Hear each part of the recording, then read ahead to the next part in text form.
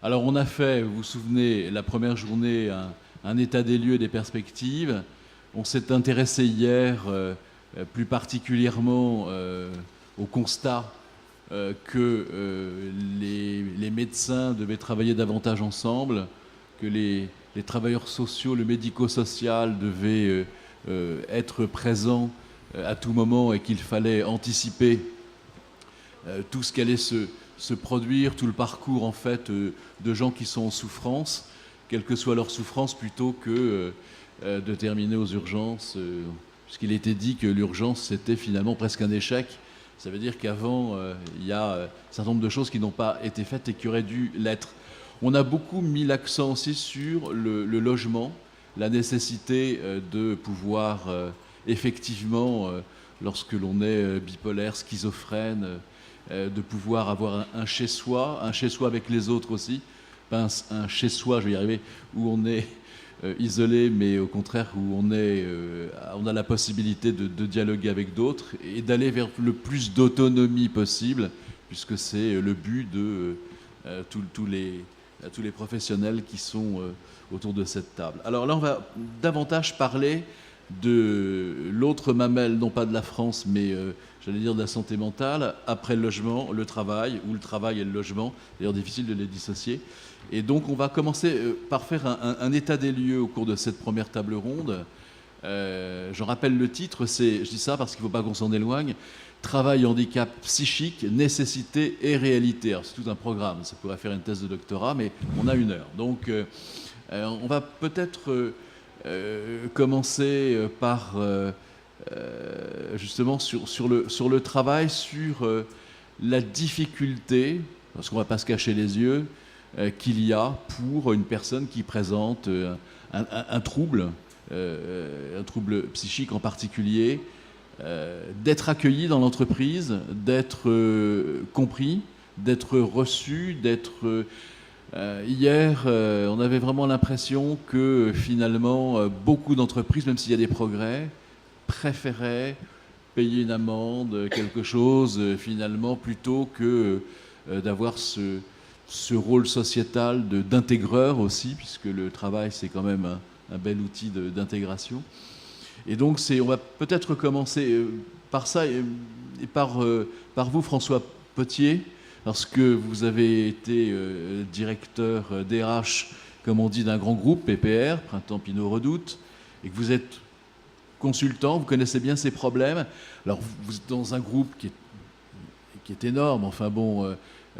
comment, alors je ne vais pas vous demander si ça se passait bien, je vais surtout vous demander ce que vous avez fait vous, ce que vous avez pu appréhender lorsque soit on frappe à votre porte avec un handicap et néanmoins a une envie de travailler et bien sûr la qualification qui va avec, ou si vous-même ou si cette entreprise ou d'autres, puisque vous travaillez pour de nombreuses entreprises, ont un autre regard, accueillent davantage les personnes qui sont dans ce type de souffrance.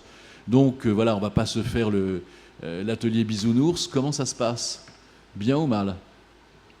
Je pense qu'on peut répondre que ça se passe des deux façons. Ça se passe bien quand il y a une véritable prise en compte de ça. C'est vrai que le souvenir que j'ai pour PPR, c'est que nous avions travaillé particulièrement ce sujet. Donc il y avait une cellule qui avait été mise en place, cellule handicap. Mais j'ai quand même en mémoire que c'était pas évident et qu'il y avait un vrai travail pour préparer tout cela. Parce que c'est pas évident d'accueillir des gens qui sont finalement assez éloignés des standards habituels. C'est-à-dire que l'entreprise, c'est un lieu particulier, c'est un lieu de production, c'est une production de biens, c'est un lieu d'exigence, c'est un lieu de performance. Et comme on peut constater qu'il y a une énorme pression sur l'immédiat, pression d'enjeux financiers de toute nature, donc pourquoi passer du temps, pourquoi accueillir des gens différents? Déjà, quelqu'un qui est différent, quelqu'un qui est autre, ça dérange, on n'est pas habitué, et donc il y a tout un travail de préparation, de pédagogie pour arriver à faire comprendre l'intérêt de tout ça. Et puis, reconnaître qu'introduire dans l'entreprise une forme de fragilité, finalement, c'est une chance. Et ça n'est pas un problème. Et on parlait de sémantique tout à l'heure. C'est vrai que le poids des mots sont essentiels parce qu'il y a tellement d'idées reçues, il y a tellement de peurs, et que la parole là, sur ces sujets n'est pas vraiment libre. En fait, ça devient difficile. Et il a fallu, chez PPR, pour mettre en place tout ce travail, j'ai la mémoire de 2 années pour arriver véritablement à commencer à accueillir et à intégrer des personnes différentes. Et je pense que moi, ce qui me frappe aussi, c'est que j'ai un passé d'une 40aine d'années à diriger les ressources humaines dans des grands groupes. C'est que, je l'ai dit dans un article il n'y a pas très très longtemps, quand j'étais un jeune chef du personnel, puisque c'était comme ça que ça s'appelait à l'époque, quand je discutais avec le médecin du travail, on parlait de troubles musculo-squelettiques, on parlait de troubles gastriques. Tuberculose aussi. Hein. Ouais, tous ces sujets. Mais maintenant, c'est devenu des troubles psychiques. C'est le burn-out, c'est le stress, c'est tout ce qu'il y a autour du travail qui serait devenu une source de pathologie. Ça me frappe. Ça veut donc dire qu'aujourd'hui, l'entreprise a moins naturellement cette capacité à accueillir ce qui est différent et à se comporter de manière positive vis-à-vis de ces sujets. Alors, il y a des tas d'exemples où il y a des gens qui travaillent sur ces sujets, qui ont fait des choses, mais je constate que le management, que les organisations, que les structures, que cette pression de l'immédiat fait que, et la pression financière, fait que c'est devenu beaucoup plus, d'ailleurs un certain nombre de livres ont été publiés autour de ça, et c'est beaucoup plus difficile. Pardon. Je vous en prie. C'est vrai que c'est pour ça que dans les programmes d'accompagnement, on considère que l'accompagnement, il ne doit pas se faire dans l'entreprise. Et je pense que c'est très important de se poser la question dans l'entreprise et que l'entreprise elle-même soit un moteur d'intégration et qu'elle a la volonté d'accueillir la fragilité. Mais c'est bien aussi que les personnes, elles soient accompagnées à l'extérieur et en lien avec les équipes de soins.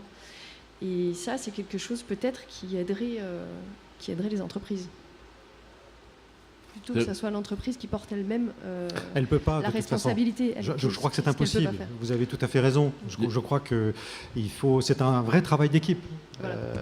Et des équipes qui peuvent être à l'intérieur, bien sûr, mais beaucoup aussi à l'extérieur. Parce que le monde de l'entreprise, aujourd'hui en tout cas, et c'est un monde qui est... D'ailleurs, pour introduire la table ronde, il y avait une parole qui est de quelqu'un qui disait, je crois, non, ils sont tous fous là-dedans. Donc, et on peut comprendre ça d'une certaine manière. C'est parce que il y a une forme de sas, il y a une forme de transition, il y a une forme de préparation de l'extérieur pour amener la personne qui a ces troubles-là, de pouvoir effectivement s'intégrer, s'insérer, s'inclure dans un univers qui n'est pas prêt à l'accueillir. Donc un travail interne et un travail externe, c'est vrai. Bien, je me tourne vers vous justement, Aurélie. Talent, vous êtes psychiatre et responsable d'un programme, justement, Working First. Est-ce que finalement, dans ce que vous venez de nous dire, là, il n'y a pas, et tous les deux, il n'y a pas deux exigences qui peuvent être contradictoires. L'exigence de l'entreprise, qui, vous le disiez, c'est un lieu de productivité. Une entreprise, ça sert à ça, d'abord. Mais c'est de plus en plus un lieu où on vit, parce qu'on y passe beaucoup de temps. Donc mieux vaut y vivre bien que de croire qu'il y a cette mythologie ancienne, vous savez, où on pensait que le salarié, il arrivait à l'entreprise, il n'avait plus de soucis. C'est-à-dire qu'il n'était plus alcoolique, drogué, je ne sais pas, divorcé, endetté. Il n'y avait plus rien, il était salarié, puis quand il ressortait, il reprenait son habit avec... Bon, c'est plus comme ça, on le sait, heureusement d'ailleurs. Et en même temps, il y a des exigences, je pense, en matière d'accompagnement, vous le disiez, peut-être en matière de compréhension, vis-à-vis de ceux qui présentent ces troubles, qui les fragilisent. Alors, comment vous faites, vous? Parce que, je veux dire, vous avez une entreprise, vous avez votre savoir-faire de psychiatre, et vous avez deux mondes qui souhaitent se rencontrer, mais qui ne se parlent pas vraiment. Alors, c'est quoi les clés pour qu'on puisse se parler, et en tenant compte des réalités de chacun, fragilité, exigence de rigueur. Enfin, je pense que parfois, quand on prend des médicaments, peut-être que c'est dur de se lever le matin, peut-être que je ne sais pas. Enfin, j'imagine qu'on a tous du mal à se lever le matin, donc bon...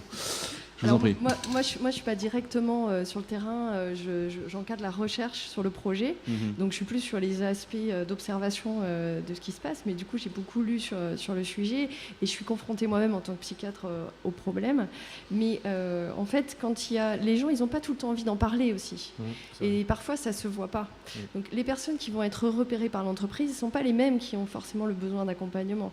Le fait que les équipes IPS, les équipes Working First qui travaillent avec les gens, elles les accompagnent, y compris à ne pas dire qu'elles sont accompagnées.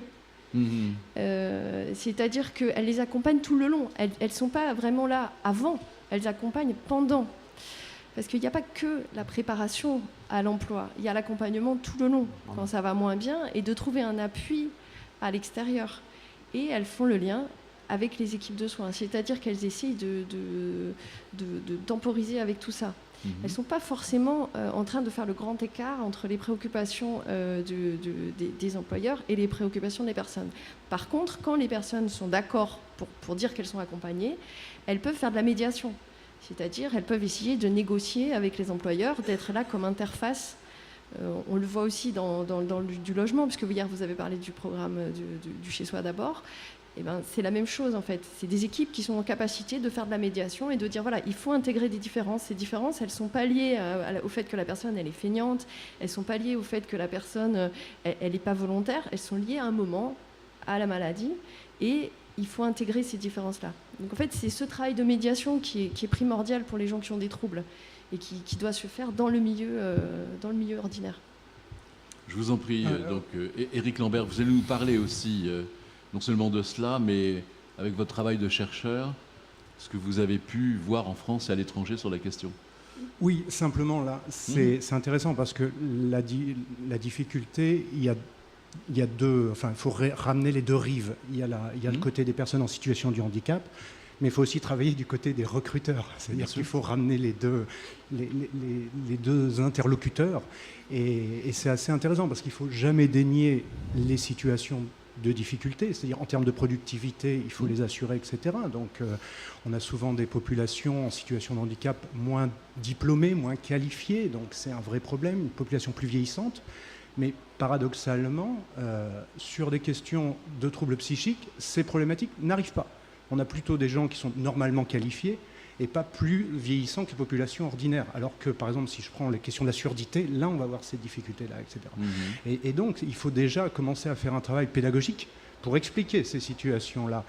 Mais après, sur les troubles psychiques, je pourrais y revenir, c'est tous les problèmes de stigmatisation, toutes les représentations qu'on va avoir, qui sont vraiment des obstacles très forts à l'intégration professionnelle. Hier, justement, il y avait un de vos collègues qui disait que finalement, quand on parlait de schizophrène, les gens voyaient la représentation du film du samedi soir, vous savez, le schizophrène qui tue tous ses voisins. C'est ça. Et que le nombre de schizophrènes assassins n'est pas plus élevé, me semble-t-il, que le nombre d'assassins en général dans nos pays et pour diverses raisons. Pardon, je vous ai coupé. Mais, non, mais voilà, un grand classique, c'est de faire par exemple l'adéquation entre schizophrénie et dédoublement de la personnalité. C'est deux troubles complètement différents, les liens n'existent pas. Et donc voilà, il faut faire ce travail-là d'explication, et puis même d'explication sur la stabilisation des troubles. Et, enfin, voilà. Et la dangerosité, effectivement, c'est quelque chose qui est très très compliqué de lutter contre ça, parce que tout l'environnement médiatique va dans ce sens-là. Les films, les médias, les journaux, etc. Donc c'est compliqué, on est dans un monde médiatique et il faut lutter contre ça. Absolument, absolument. Puis un monde surtout qui est dirigé par l'émotion, et l'émotion c'est une valeur marchande. Donc c'est horrible, c'est pour ça que ça devient tout à fait difficile. Oui, effectivement, alors... L'émotion d'ailleurs qui... pardon. Je vous en prie. Mais l'émotion qui justement est sans doute une grande absente dans le monde de l'entreprise. Parce que finalement, l'émotion suppose de pouvoir en parler, de pouvoir être entendu, écouté, et c'est un sujet. Je pense qu'aujourd'hui, vous parliez tout à l'heure du vivre ensemble, mais c'est vrai que c'est là-dessus qu'il y a un vrai travail pour reconstituer des liens. Vous disiez on disait tout à l'heure que l'entreprise produit des biens, mais ça serait bien de réfléchir aussi à ce que l'entreprise produit autre chose. Elle produit des liens, elle produit des relations, et ce vivre ensemble, il est fait de rapports humains. On a tendance d'ailleurs de temps en temps à se dire, mais est-ce qu'on n'oublie pas qu'il y a des femmes, des hommes qui sont tous différents à tout niveau et que c'est de leur implication personnelle, de leur motivation que va naître cette excellence, ce qu'on disait tout à l'heure. Mais sauf qu'on constate aujourd'hui que ce vivre ensemble, parfois, il pose en lui-même problème. Et il pose en lui-même problème parce qu'il n'y a pas de lieu pour véritablement exprimer l'émotion, l'affect. Et on est souvent dérangé. D'ailleurs, regardez cette chose banale, quand quelqu'un vous demande comment ça va, et si vous lui répondez ça ne va pas, on est gêné. Bon sang, pourquoi il me répond ça, quoi? Pourquoi il ne me dit pas oui, ça va bien? Et parce que dans ce cas, on est obligé de faire quelque chose. On est obligé de s'arrêter, de s'intéresser, de rentrer dans une relation. Mais ça va pas, c'est pas aussi naturel que ça. France Info, quand vous dites ça va, vous répondez non, tout le monde s'en fout. Je veux dire, les gens continuent, hein, donc ça dépend aussi de la qualité d'écoute. Non, mais absolument. Et avant de donner la parole à Mathieu de Villemorin, je voulais me tourner vers vous, donc Jérôme Bonneau, puisque audience, vous gérez la prévoyance bien sûr, les retraites complémentaires, des journalistes, mais aussi des gens du spectacle. Je pense qu'il y a plus de gens fragiles du côté des gens du spectacle que du côté des journalistes, mais ça c'est... Bref, non, parce qu'on a dit hier que la sensibilité avec justement Laurent Deutsch, que finalement cette sensibilité, enfin, je veux dire, on fait pas métier par hasard, donc je pense qu'un DRH qui n'aurait aucun désir de communiquer, de comprendre les autres, il ferait pas une longue carrière. Enfin, c'est un peu, faut pas être fermé sur soi. Vaut mieux faire comptable. J'ai rien contre les comptables, mais je veux dire que là, tout est différent, quoi. On est bon. Et là, vous avez à connaître justement une population qui est assez fragile, dès lors que effectivement, alors elle est fragile aussi professionnellement. Quand on est intermittent, c'est pas comme le nom l'indique, c'est de l'intermittence, mais aussi vous avez des gens qui sont fragiles, qui se présentent à vous. Est-ce que vous, en tant qu'entreprise, vous êtes exemplaire en la matière? Alors sur le plan interne, nous on fait partie effectivement des entreprises qui accueillent plus de 6% aujourd'hui de personnes en situation de handicap. Donc c'est une volonté d'être cohérent avec ce qu'on propose à l'externe, ça c'est clair. Et je partage tout à fait ce qui est dit sur la difficulté parfois de cet accueil. Nous, on a mis en place un certain nombre de formations, sensibilisation pour l'ensemble des équipes qui accueillent des personnes en situation de handicap, sans faire de distinction précise d'ailleurs entre les différents types de handicap. Et c'est clair qu'on est dans un environnement qui est, je le crois, bienveillant, mais qui pose quand même un certain nombre de questions quand on est sur ce type d'accueil. Notamment, on demande aux personnes, managers, équipes, d'être à la fois très bienveillants vis-à-vis des personnes qui rentrent dans leur équipe, sans pour autant qu'ils aient forcément les clés pour comprendre, décrypter ce que va ressentir la personne et ce qu'il va vivre. Et c'est clair que ça peut créer des tensions qui sont d'autant plus exacerbées, je pense, sur la question du handicap psychique, parce qu'effectivement, il y a cette tentation, alors que moi j'appelle un peu la tentation d'être thérapeute, c'est-à-dire que l'idée de dire, quand on fait une formation sur le handicap, mais ce serait plus simple si une personne en situation de handicap qui rentrait dans mon équipe, je connaissais sa pathologie. Et je prends en général d'ailleurs l'exemple du schizophrène, et je leur réponds, si je vous réponds qu'il est schizophrène, qu'est-ce que vous faites? Qu'est-ce que vous dites? Vous allez sur Wikipédia, Doctissimo, vous vous renseignez, vous n'êtes pas thérapeute. Et en même temps, je leur dis ça, c'est facile de ma part, parce que c'est des personnes qui ne sont pas thérapeutes, mais qui en même temps peuvent avoir à vivre des situations complexes en tant que collègues où ils veulent être bienveillants. Donc il faut arbitrer, et c'est une situation que je trouve difficile, mais qui est intéressante, et je pense que la plupart des salariés d'audience ont relevé ce défi, de dire je dois à la fois m'occuper de la personne, la regarder en tant que personne, vivre ensemble, regarder ce dont elle a besoin, et en même temps, je ne suis pas son médecin. Donc à un moment, la limite s'arrête. Et je trouve que cette distinction-là est compliquée à faire. C'est une vraie exigence pour la collaborateur, c'est un vrai défi, mais elle est en même temps pas évidente à relever au quotidien. Mais elle est nécessaire aussi. Hein. Elle est nécessaire, bien sûr. Et là-dessus, moi je ne crois pas qu'il y ait de différence, parce que je pense que fondamentalement ce qui compte c'est l'écoute de l'autre et sa compréhension, mais les gens sont d'autant plus gênés vis-à-vis de ça quand on leur présente un handicap psychique. Ils ont bizarrement l'impression d'être plus rassurés sur le handicap physique, avec, j'ai l'impression, cette espèce d'idée que les choses sont un peu séparées entre la personne et le handicap. Mais même après longtemps où les gens sont en contact, ou alors est-ce que c'est au début surtout une appréhension? C'est surtout le début. Oui, voilà, parce qu'en fait, ce qu'on voit, c'est vraiment souvent des stéréotypes négatifs. Et en fait, à force de travailler avec une personne, on se rend compte que elle est une personne comme une autre. Et en fait, rapidement, les aspects de la personnalité ou de ce qu'est l'individu passent devant en fait les aspects de la pathologie. Bien sûr. Donc c'est vrai qu'en soi, c'est un exercice aussi. C'est surtout le début, avec la petite réserve malgré tout que on peut trouver des personnes, et on l'a vu plusieurs fois nous dans l'intégration des personnes en situation de handicap, qui vont être intégrées dans l'entreprise et vont fournir un effort en fait surdimensionné par rapport à ce qu'ils sont capables de faire. C'est-à-dire que sur 6 mois, 1 an, ils vont tout donner parce qu'ils ont l'opportunité d'avoir un emploi, ils sont très heureux de l'avoir, et donc ils font cet effort. On les rassure, nous, au terme de la période d'intégration, en disant que les choses se passent bien, ça se passe bien avec les collègues. Et là, ils peuvent avoir tendance à se relâcher. Et c'est là que l'ensemble de l'équipe doit comprendre qu'il ne s'agit pas d'une falsification de leur part. C'est-à-dire qu'ils n'étaient pas partis avec l'intention de faire semblant et puis de plus rien faire. C'est juste qu'ils se sont trop fatigués pendant cette période d'intégration. Ils ont trop donné et du coup, ils retombent. Et là, il faut être capable de gérer le fait de ne pas être suspicieux. Ils n'ont pas fait ça exprès. Ils ont donné trop à un moment. Et du coup, il faut rétablir le bon niveau de productivité, de travail, je trouve, pour que les choses soient équilibrées, mais que ça passe pas vis-à-vis de l'équipe comme une tentative, effectivement, d'avoir un peu falsifié les choses. Ouais, je trouve que oui, pardon. Oui. Non, je vous en prie. Et puis Eric Lambert, allez-y. Non, mais je trouvais que c'était. Je trouve que ce que vous dites, en fait, ça va vraiment dans le sens de l'emploi accompagné, parce que s'il y a des équipes, toujours pareil, s'il y a une équipe derrière qui aide la personne à pas trop s'investir les 6 premiers mois, parce que c'est un marathon, ça aide, quoi. Oui, bien sûr. Savoir reprendre les bons curseurs et les bonnes intensités. Vous l'avez constaté, vous, Eric Lambert?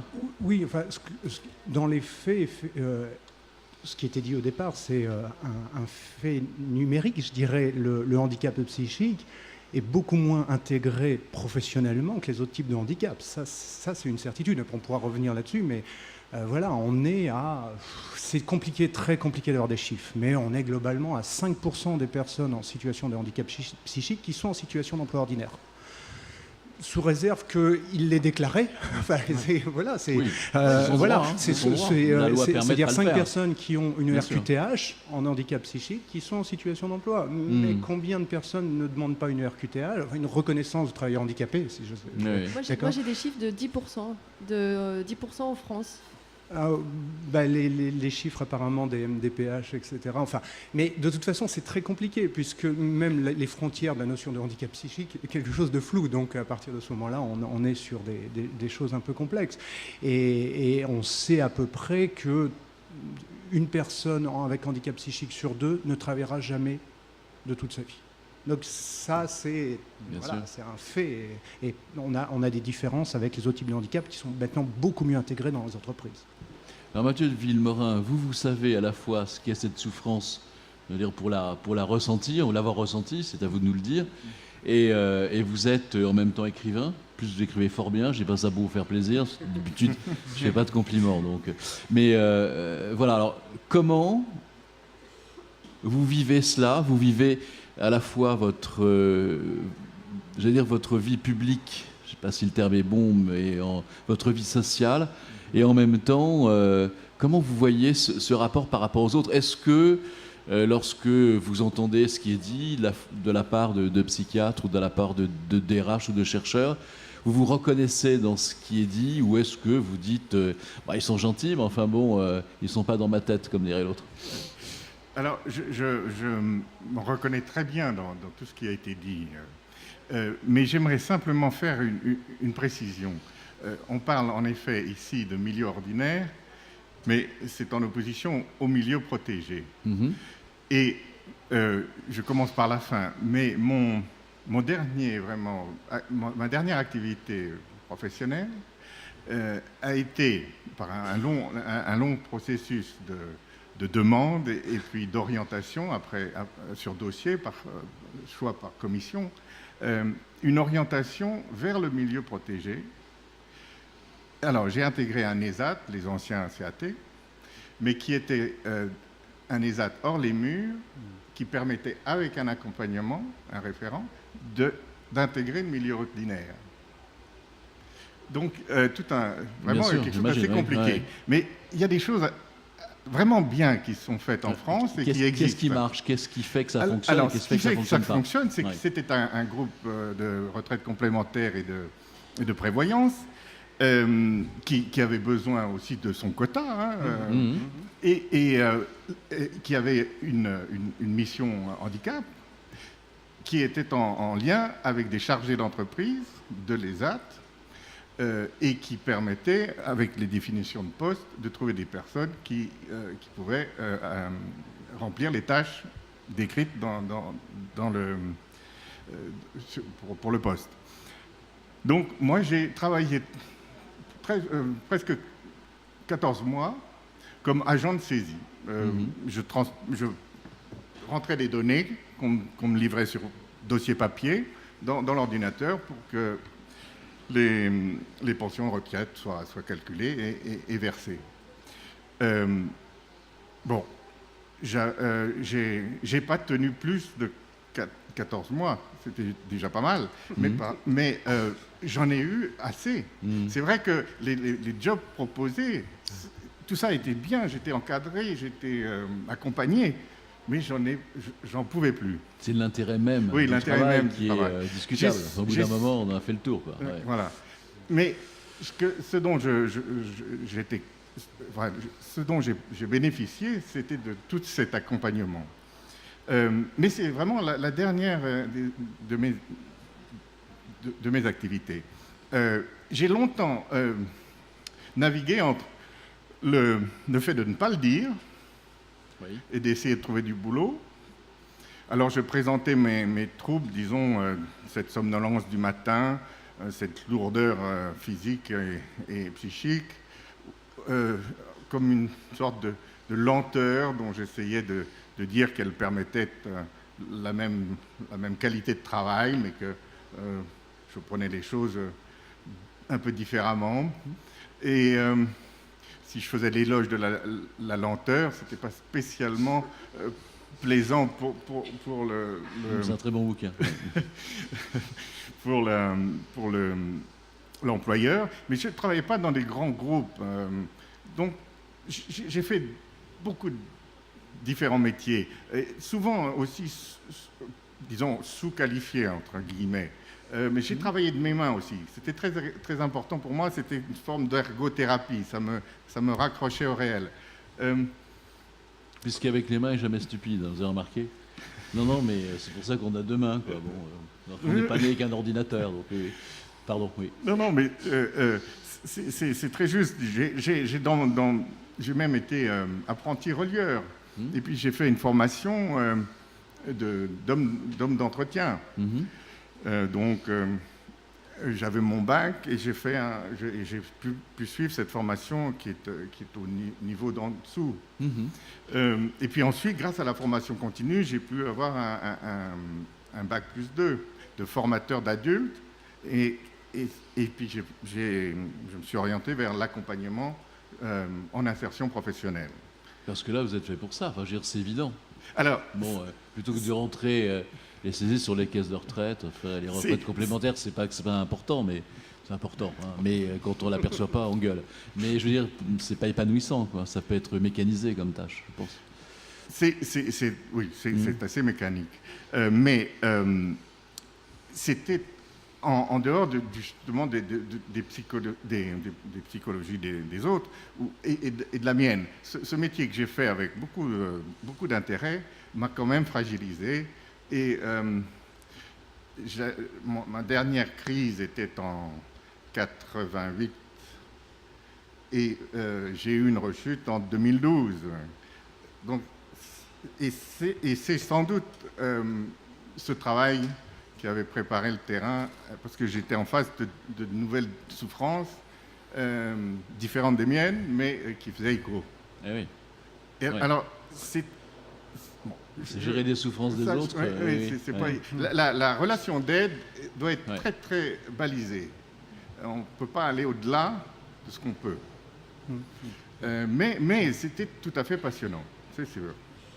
et nous travaillons sous-traitant de Pôle emploi sur des dispositifs qui essayaient d'apporter une réponse par l'emploi à des situations de précarité très sévères, enfin, très lourdes. Ce que vous êtes en train de nous dire, c'est que donc il faut des tâches qui soient suffisamment intéressantes pour ne pas lasser.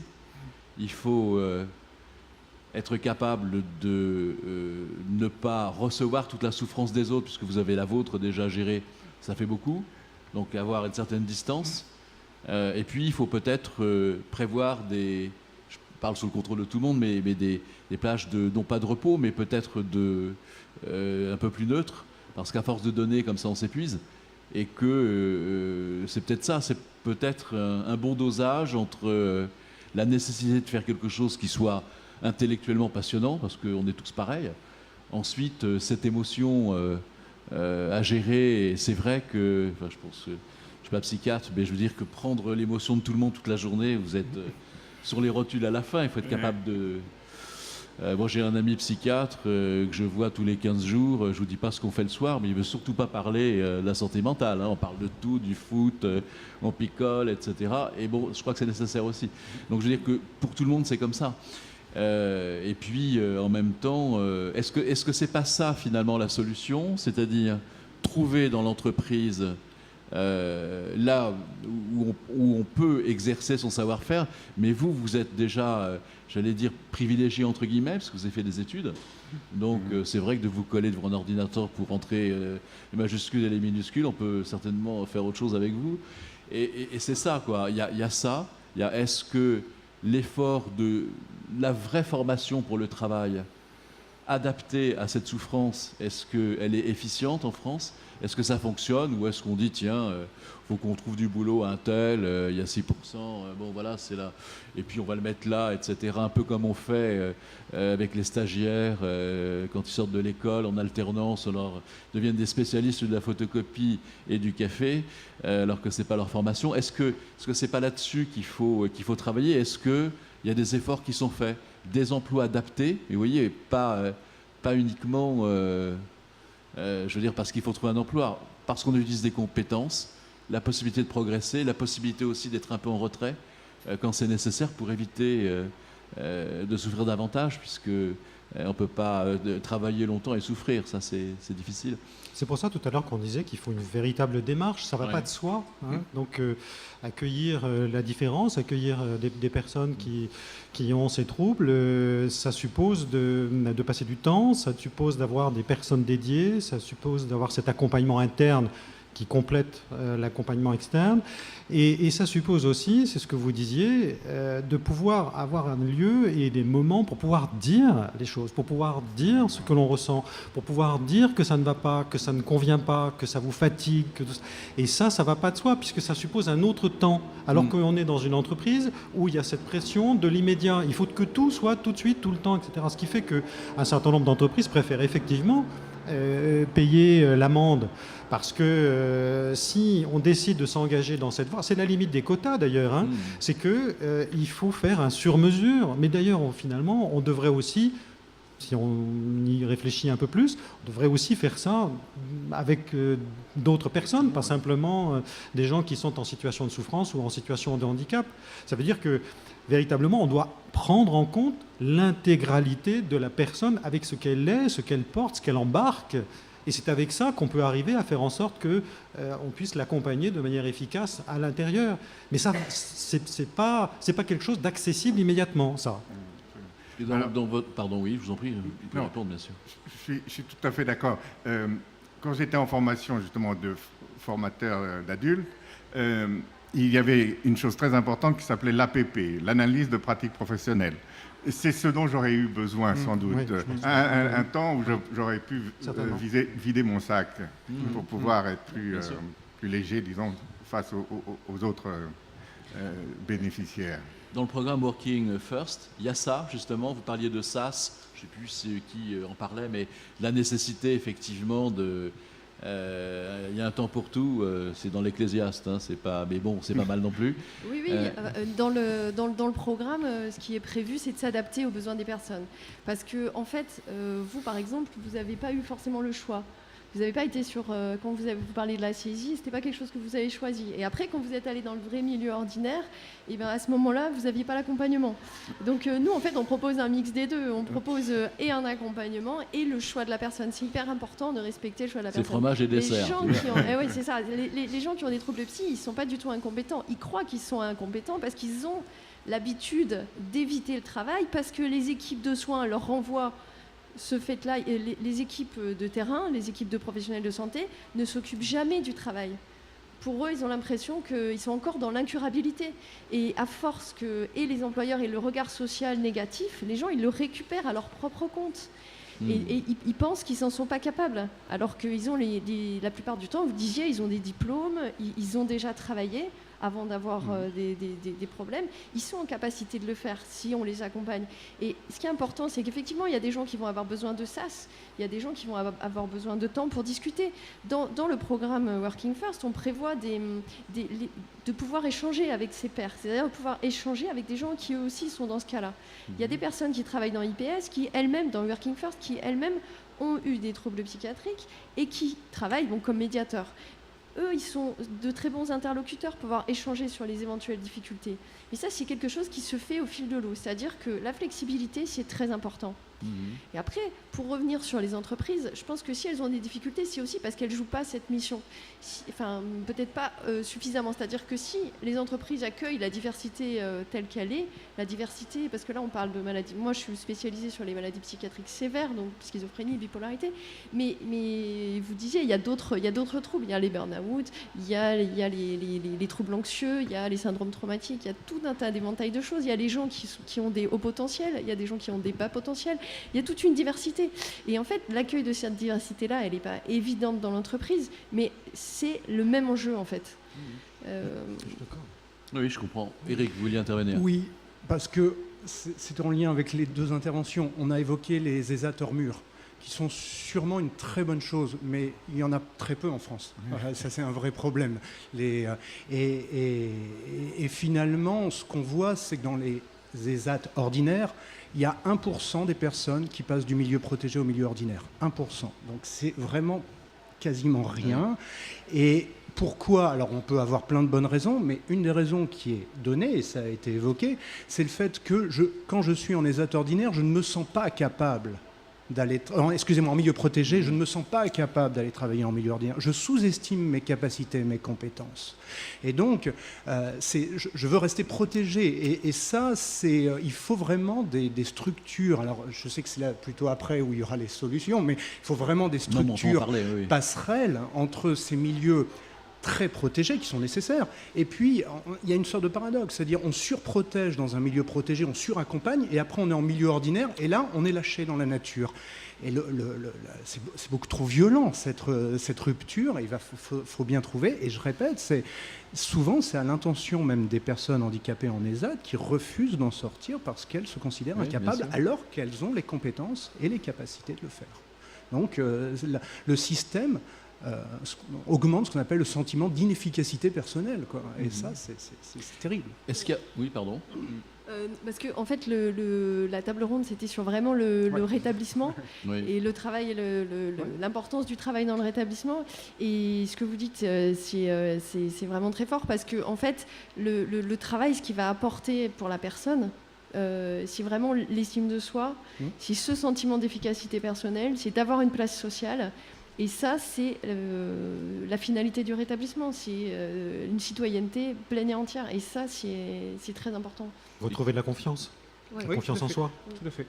Et qu'est-ce que la personne, c'est un peu de la provocation, va apporter à l'entreprise? Mais ce que je disais tout à l'heure, c'est que je pense que l'entreprise est un lieu de force. Et tout d'un coup, avec le handicap, on doit accueillir de la fragilité. Et c'est pas immédiatement accessible, c'est pas parce que des idées reçues, de la stigmatisation, des images qui vont faire que tout ça ne se recolle pas. Donc ça va supposer une culture d'entreprise qui, vous avez utilisé tout à l'heure le mot de bienveillance. Là aussi c'est une rareté. Moi que je constate, il y a des entreprises où bien sûr il y a ça, il y a de la bienveillance, il y a de la gratitude. Je vous rappelle d'ailleurs que l'origine de bienveillance, c'est bien vouloir. Ça veut dire vouloir la relation et vouloir et veiller à la qualité de cette relation. Donc ça suppose dans ce vivre ensemble et dans la définition même de l'organisation de l'entreprise, tout ce qui va permettre de prendre ce temps de regarder et de faire l'effort pour comprendre, écouter. Vous disiez tout à l'heure, j'avais besoin de vider mon sac. Mais où sont les lieux, où sont les endroits, où sont les personnes où on peut accepter de vider son sac? Parce que c'est pas tout de vider son sac, mais il faut que ce soit, faut que de l'autre côté, on ait justement cette bienveillance, cette capacité à avoir une écoute positive.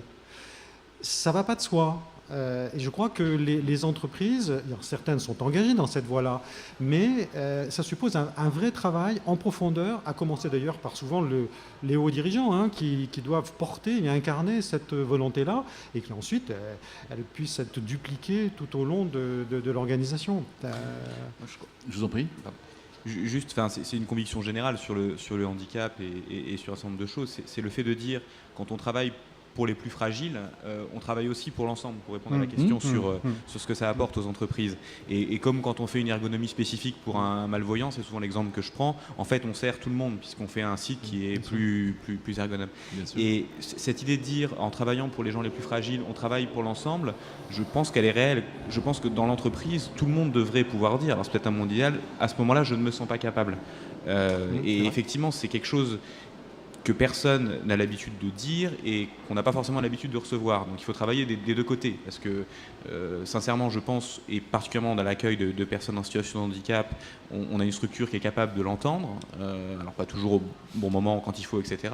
Mais parfois les gens ne rentrent pas dans la structure en ayant la volonté de le dire, parce qu'ils ont eu une carrière professionnelle qui fait qu'on leur a reproché ça a été compliqué, ils ont l'impression de ne pas être intégrés dans les structures à cause de ça. Donc il faut que les deux convergent à un moment, et si on arrive à le faire, si on arrive à créer ce genre de choses, je pense que ça sert aussi pour tous les autres, parce que tous les autres doivent aussi être capables, pour éviter justement des pathologies qui se créent comme les burn-out, etc., de dire à ce moment-là je ne me sens pas capable, et qu'on soit capable de l'accueillir comme pas en opposant force et faiblesse, en étant dans l'idée de dire on va faire en sorte que la personne puisse l'être, ou on va trouver d'autres solutions pour elle. Moi je pense que c'est central. Il y a l'émergence de ce qu'on appelle l'entreprise libérée, qui fonctionne de plus en plus. Moi j'ai travaillé beaucoup là-dessus avec des entreprises qui se remettaient complètement en cause, et j'ai assisté à des choses assez extraordinaires. C'est-à-dire que plutôt que de rentrer dans un moule, un petit peu comme à l'école, on est obligé de, etc., et que ça peut convenir à certains, ça peut faire beaucoup de dégâts aussi, c'est le contraire. C'est qu'est-ce que vous pouvez m'amener? Alors il faut être compétent bien sûr.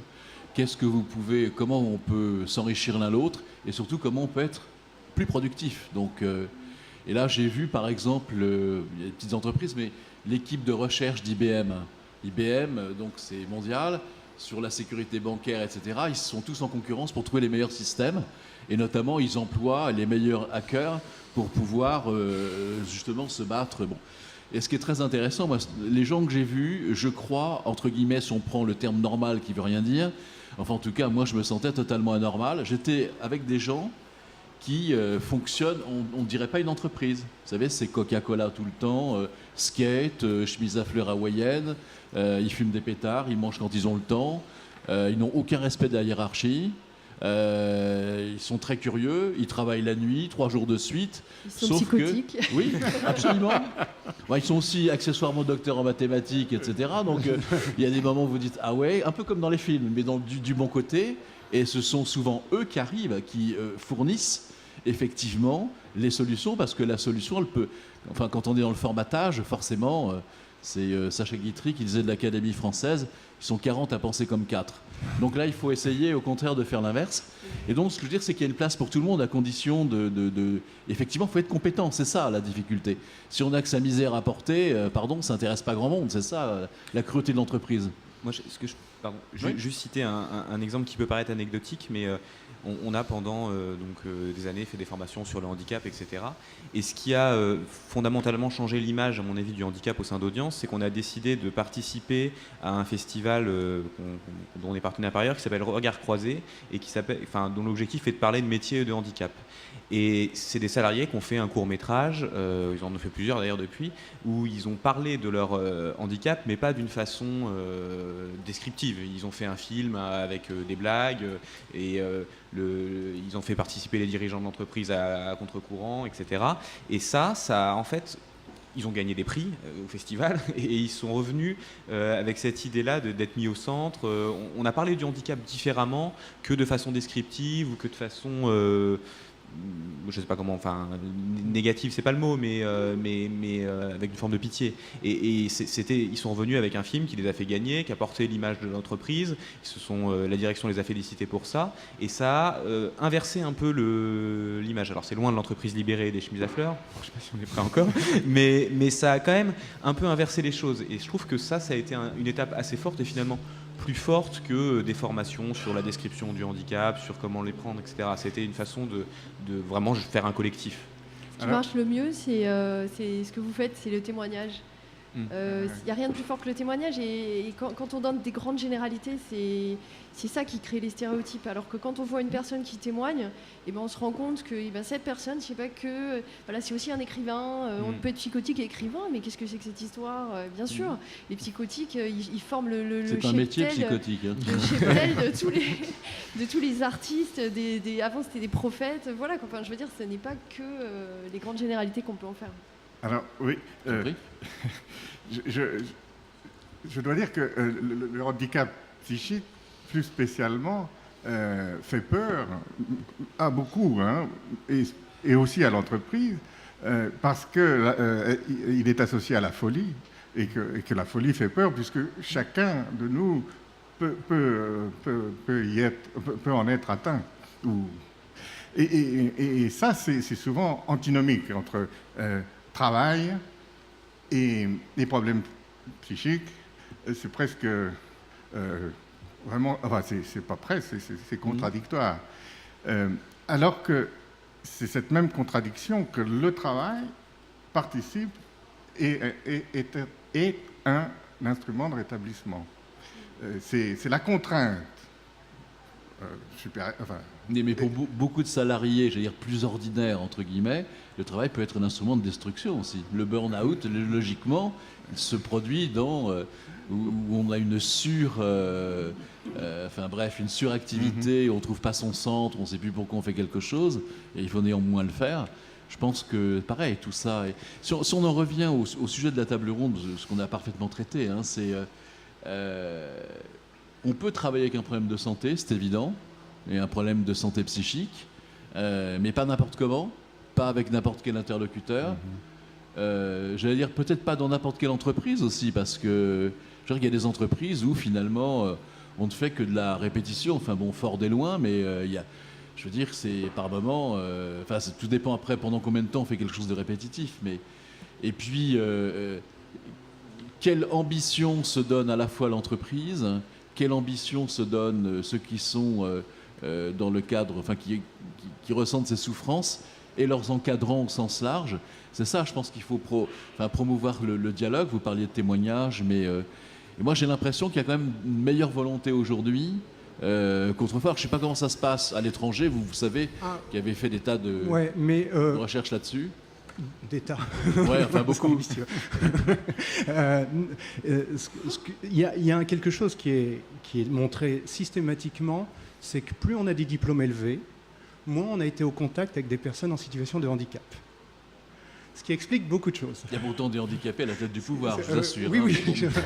Ce qui explique beaucoup de choses. Ce que je veux, parce que une grande entreprise, si elle veut utiliser son argent dévolu au handicap, elle peut faire une formation. Ou quelqu'un, comme moi, va venir parler du handicap, ou quelqu'un, il sait, voilà. Ok, mais ça change peu les choses. Et ce qui change, effectivement, c'est le contact. Et le contact, ça peut être des témoignages, mais c'est aussi l'intégration de la personne dans l'entreprise. Ce qu'on parlait, quel est le bienfait, pour l'entreprise, on peut le voir à long terme. Alors un projet plus sociétal, je l'entends bien, mais avec cette inclusion qui est quand même, ça fait 10 ans qu'on en parle avec la loi de 2005, les choses ont peu changé malgré tout en 10 ans sur le plan professionnel.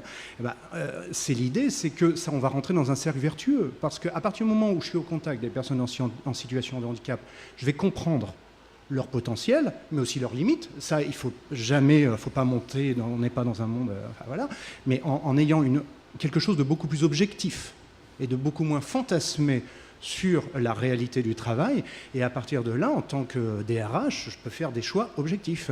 Mais à partir du moment où j'ai eu jamais de contact avec des personnes en situation de handicap ou que des formations, ça rend difficile les choses et ça ne change pas toutes les représentations et les stigmatisations que je peux me faire face.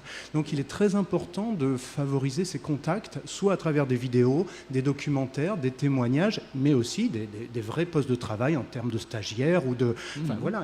Et je veux revenir sur un des... Moi, je ne suis pas convaincu qu'on doit décider de quel type de poste pour telle personne. Il faut rester dans ce qu'on va appeler l'autodétermination. Il y a des personnes qui sont très confortables dans un poste répétitif. Tout le monde a le droit de ça. Et il ne faut surtout pas se mettre à la place d'eux. Il faut toujours éviter ça. Laisser les personnes décider. Et ça, c'est les problèmes des milieux protégés. On décide à la place d'eux. Il faut dire, ben voilà, et si tu as envie de répéter de la saisie toute ta vie, allez-y. S'il y a épanouissement dans ce type de métier, allons-y. Voilà. Vous avez prononcé le terme épanouissement là tout à l'heure. Oui, non, mais j'entends bien. Mais c'est à chacun de décider ce type de choses. Mais s'il n'y a pas d'épanouissement, il faut aussi avoir la possibilité de pouvoir entendre ça. Donc, voilà. Donc et c'est là où ce qu'on disait tout à l'heure. Bon, ça demande une construction, quoi. Hein. Donc c'est pas. Oui, tout à fait. Et des processus. C'est vrai que ça peut être rassurant d'avoir une tâche répétitive pour certaines personnes. Voilà. Tout à fait. Mais lorsque je parlais des deux périodes dans ma vie professionnelle où je ne disais pas que j'avais eu des problèmes psychiques, et l'autre où, en effet, j'ai instruit ce dossier pour la RQTH, le T de la RQTH veut dire travailleur, c'était ça qui était important. Mais j'avais fait un travail personnel aussi d'admettre que je puisse demander cette reconnaissance. Avant, je considérais que ce n'était pas les oignons de mon employeur de savoir ma vie personnelle et ma vie, ma santé psychique. Donc ça devenait assez difficile aussi de satisfaire vraiment à ce qu'il attendait de moi. J'ai souvent eu des fins de contrat un peu précipitées. Mais alors, la RQTH m'a ouvert une autre forme de recrutement où on apporte son RQTH, disons, comme un plus, parce que l'employeur va payer moins de charges. Oui. Et ça, pour moi, c'était une sorte de carte de visite. Oui. Oui, bien sûr, c'est aussi les réalités de l'entreprise. Oui. Sauf que ça ne peut pas être la seule motivation, parce que si c'est la seule motivation, on ne va pas aller jusqu'au bout du processus. Il faut qu'il y ait une véritable volonté, parce que si c'est uniquement une histoire de réduire un coût, de réduire une charge, il y a quelque chose qui manque. En tout cas, pour rendre ça pérenne, durable, et en faire véritablement, enfin c'est ce que fait Audience, en faire véritablement une politique interne qui doit progressivement largement dépasser les quotas. D'ailleurs, il y a des entreprises qui sont bien au-dessus des exigences, mais parce que c'est une politique d'ensemble. C'est que la culture le permet, parce que la direction générale de l'entreprise est impliquée là-dedans. Oui, parce que sinon, si on reste uniquement sur une histoire de quotas, on ne va pas jusqu'au bout de la chose. Et puis si on reste sur une histoire de quotas, on va quand même aller pas aller sur le handicap psychique. Je veux dire, on va choisir d'autres types de handicaps qui sont plus compatibles. Et donc, ça revient au même. Quoi. En termes de contribution à GFIP, on est exactement aux mêmes choses. Donc, ceci étant, dans ce que vous disiez tout à l'heure, les gens qui ont des hauts diplômes, qui sont à des hauts niveaux, etc., sont parfois loin de ces questions, de ces compréhensions, sauf que ces gens-là peuvent avoir dans leur environnement de proximité ou autre des gens qui sont dans ces situations. Ce qui manque, c'est la parole libre, de pouvoir en parler. de pouvoir échanger là-dessus. Moi, je connais un certain nombre de personnes où j'ai découvert au fil des années qu'ils étaient confrontés avec soit leurs enfants, soit leurs conjoints, soit avec cette problématique-là, mais finalement, ils n'en parlent pas. Ils en parlent dans des lieux extérieurs, mais ils n'échangent pas sur ces sujets à l'intérieur, ce qui est dommage, puisque ça permettrait, effectivement, en libérant cette parole, de pouvoir y réfléchir et de se dire, finalement, faisons quelque chose, engageons-nous sur ces questions. Ça peut être aussi par pudeur, hein, donc. Bien évidemment, il y a tout ça. Mais est-ce que finalement, Aurélie, la solution, l'une des solutions, ne soyons pas prétentieux, pour faire avancer tout ça, c'est, et vous le disiez d'ailleurs, d'utiliser, j'allais dire la double compétence, pardon pour le terme qui n'est pas très heureux, mais je veux dire, la souffrance n'est pas une compétence, mais ça donne un regard particulier, en tout cas, une sensibilité, et à la fois le fait que vous soyez formateur formé, si j'ose dire, donc des personnes comme Mathieu ou comme Alison, voilà, parce que c'est finalement les meilleurs traducteurs, les meilleurs interprètes de ce qu'il y a entre l'entreprise et puis le monde, j'allais dire de la souffrance psychique, on va l'appeler comme ça, c'est compliqué Est-ce que c'est pas ça qu'il faut vraiment développer? Et est-ce qu'on va vraiment vers ça? Le métier de médiateur, maintenant, il existe. Voilà, il y a personne qui connaît mieux les problématiques que les gens qui les ont vécues. Et je pense que l'autosupport, c'est quelque chose qui a une puissance très forte. Donc évidemment, toutes les personnes, valoriser cette expérience, valoriser les contacts entre personnes qui peuvent se comprendre, qui parlent de la même chose et qui ne vont pas justement être dans une logique de stigmatisation, c'est un des leviers très importants de ce type de projet. Alors, oui, cette notion de père aidant vient des États-Unis, enfin d'Amérique du Nord, et ça m'aurait beaucoup intéressé, en effet. En France, ça s'appelle, c'est plus compliqué, médiateur de santé, ouais. Père, voilà. Mais c'est vraiment ce que vous avez dit, c'est vraiment l'interface entre le patient, disons, et l'équipe soignante, et qui traduit dans les deux sens. C'est quelque chose qui se met en place doucement. Il y a eu une première sélection, mais qui avait été un peu stoppée dans son élan. Alors, je pense qu'en effet, ce que nous disions sur les lieux de parole et puis l'adaptation de l'entreprise et l'accompagnement des deux côtés sera certainement facilité par ce pivot. Bien sûr. Oui, après, ça pose question. Enfin, ça a été bloqué, vous disiez, les médiateurs de santé, parce que c'est un peu une abolition des frontières entre les patients et les professionnels. Et ça va vraiment dans le bon sens. Mais pour les professionnels, pour certains professionnels qui ont des habitudes, ça les choque. Voilà, je pense aux syndicats d'infirmiers qui ne comprennent pas trop les patients, s'ils ne deviennent plus des patients. Voilà, il y a eu des levées de boucliers là-dessus. Mais je pense que c'est important d'abolir ces frontières. Et que pour le moment, les gens qui ont des troubles psy sévères, ils sont cantonnés dans un rôle de patient. Sortir du rôle de patient, c'est un des leviers, quoi. C'est un des leviers, certainement, mais on en a parlé ici. La restauration de l'estime de soi est aussi primordiale. Donc, l'épanouissement au travail, c'est vraiment quelque chose d'assez complexe. Tout handicap, toute souffrance, il y a des équipes de management qui entraînent des problèmes très graves. On a vu ça dans la presse, des commerciaux qui se suicident. Oui, qui se suicident. Donc, bien sûr. Mais trouver moi, je me considère comme rétabli. Hein.